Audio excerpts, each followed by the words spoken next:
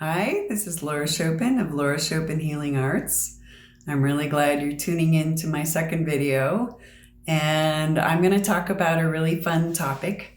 I'm going to hopefully help you answer the question, what are angels? And I'm going to share about my own initiation into this work, because if you're like me, I never thought of angels as real. Even with all the spiritual training and experience I have, I still didn't have a personal connection to angels. I just thought of them, if I were honest, as poetic metaphor or literary devices, or I knew they showed up in the Bible and they did special things occasionally, very seldom, I think. And I knew that other religions also had them. I knew that some people really believed in them and would talk about how they work with their angels, their guardian angels. I just didn't have a connection myself, and they initiated me into this work. So today I actually work with the angels, and I use their wisdom and their healing. I facilitate their healing with clients, as well as I help clients receive guidance on specific questions they may have. And why the angels are here in those capacities is that they can help us. Their service to us is to help us evolve spiritually. So they love it when we take our dilemmas to them, and they can help provide a uplifting and spiritually mature perspective that we can grow into, so that we're evolving. So I want to help unpack the idea of an angel and give you some new ways maybe of thinking about them. I think of them as very high frequency beings that are manifestations of what I call the Holy Spirit, or what you could just think of as the general principle of awakening or healing at a deep level. I think of the Holy Spirit as available in all of our minds. And the key to it is that it has to be activated by our decision to awaken or to heal. And this often happens after we've hit some dead end in our life where we are truly ready to surrender. And there are many stories about that from people, and you may have your own story where you were headed the wrong direction for many years perhaps, and then you hit some kind of rock bottom and you had a epiphany, or something shifted in you, and you just said, in whatever was your words, there must be a better way. And so at that point you've activated the Holy Spirit, and now all the help that is available to meet you where you are can come to you in the right way, in the right order. And so we're very powerful. The Holy Spirit cannot intervene without our permission. We have to be willing to be wrong about who we are and about what we believe is reality, and our victimizer paradigm. And we have to begin to loosen that and be willing to be wrong about it, because we see that it has caused us so much suffering. And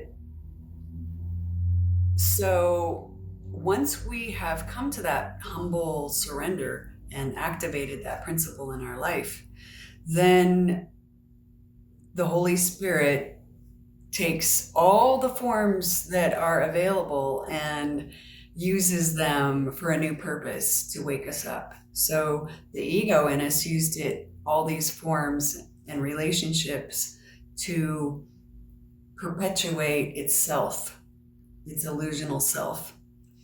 But the Holy Spirit will take all the same things in our lives, as well as new forms that it can introduce to us, and all of it will be used to awaken us.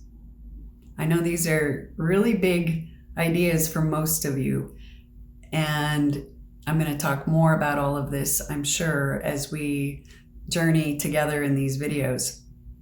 But let's just say that the Holy Spirit can manifest as anything, and your mind, as it's turned over to the Holy Spirit, is now its manifestation for someone else. I know that's kind of radical. So ordinary things that we're used to and extraordinary things that we may not be used to, like angels, can appear. So it could be a book, it could be a teacher in the world, or it could be an angel. What happened to me was I was in a Reiki session. I was giving one to a client. I knew there was a lot of profound healing going on because I could feel the energy, and it was really deep and intense. And in the middle of the session, the room kind of changed. There was a quality of the energy that changed. I would like to use the word holy. And all of a sudden in front of me, there's a giant being. And I'm not typically super clairvoyant. I get my clairvoyance on a need to see basis. And in this case, I think they were allowing me to see, to begin to open my mind and my concepts to them. But what I saw was this giant being. I didn't see wings. I didn't see a lot of detail, but I knew he was big, and I knew it was a he for some reason. And I said, "Who are you, and are you supposed to be here?" And that was my kind of startled response coming out. And he just looked at me and he said, "I'm Michael." And I knew he meant Archangel Michael. And what he did was he opened the window, he turned it into a portal, is what I want to say it was. And it became like a tunnel of light. And this other angel came swooping in through the tunnel, grabbed something off my client, and swooped off. And it was very fast, no fanfare. Michael turned then to me as acknowledgement and, kind of a lovely goodbye. But also there was more meaning in it, sort of like, this is the beginning, is kind of what I felt. And then he went through the portal too, and then he closed the window, or closed the portal, and then the window was back.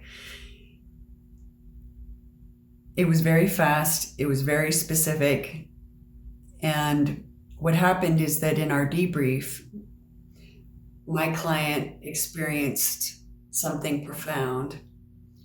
And I should have said there was another person in the room as well. So she was the person who owned the office, and she was hanging out as a quiet presence in the room, intending, she thought, to just, catch up on Facebook or whatever.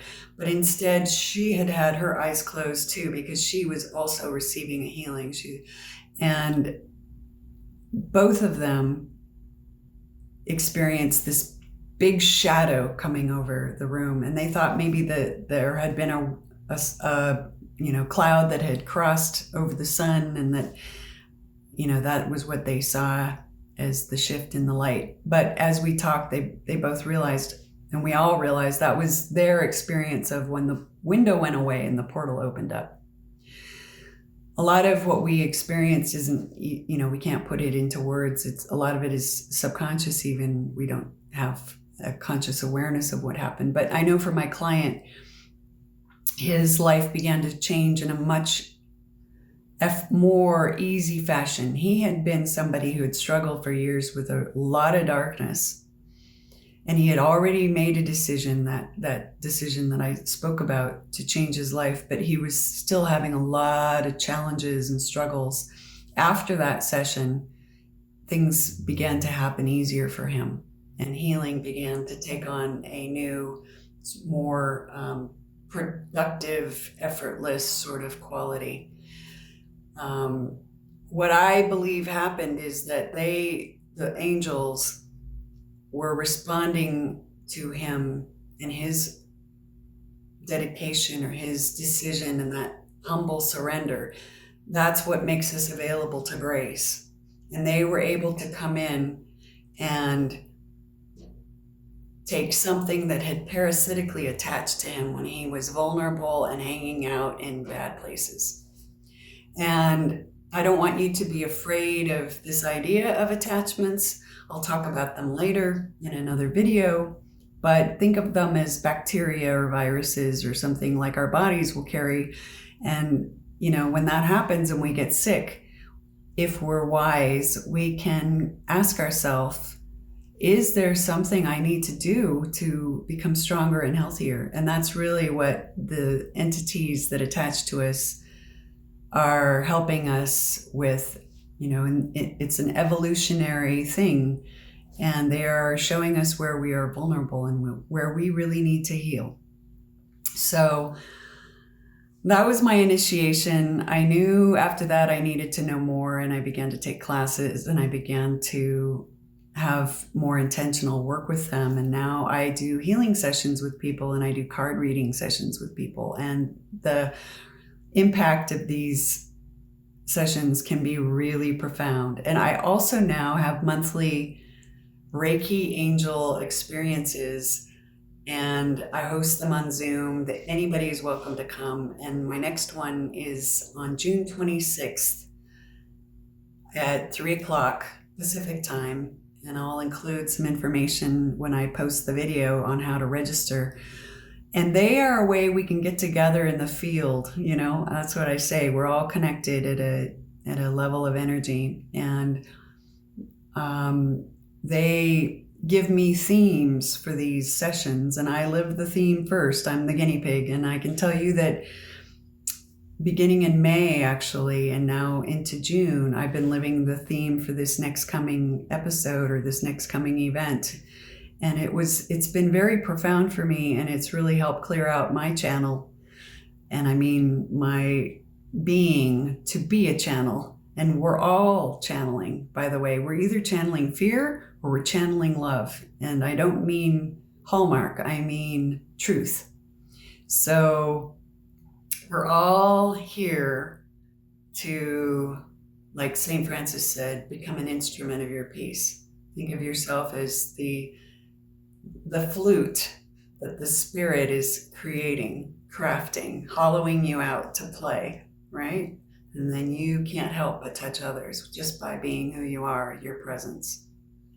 Okay, so I've said a lot, and it's 12 minutes now in, and I want to keep these somewhere around 10. So I will sign out for now. I hope I've inspired you a little bit to consider angels more real, and start now, if you're interested, in tuning into them and ask them to present themselves to you, make their presence in your life known to you. And they'll work with you. You'll see, we hear the stories about the feathers that we find in really unusual places where there shouldn't be any feathers. Like I found some in my rosemary I was cooking dinner with the other day when I was telling a story to my husband about angel work.